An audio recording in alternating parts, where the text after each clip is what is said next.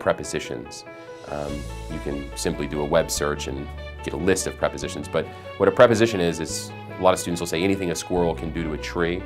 A squirrel can be on a tree, in a tree, by a tree, for a tree, with a tree. All of these words, on, by, with, for, these are prepositions.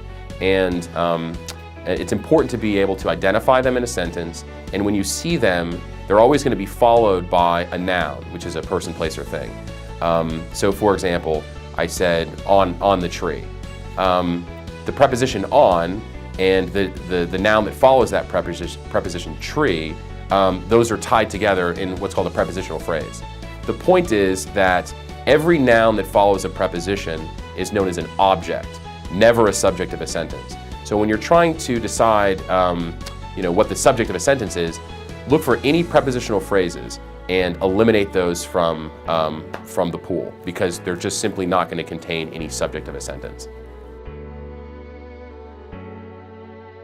In the multiple choice section, in the multiple choice sections, the questions are going to get more difficult as you move through the section. Typically, toward the end of each of the sections, you're going to have a problem where the answer is no error or no change. A lot of students are reluctant to choose no change or no error are on their test, because they think, well, why wouldn't there be a change to a sentence, especially if it sounds strange? But the answer is that the College Board likes to put questions toward the end of a section that sound incorrect, but there is nothing grammatically wrong with it. For example, if I said, around you and me walked Tom, does that sound grammatically correct or incorrect? Around you and me walked Tom.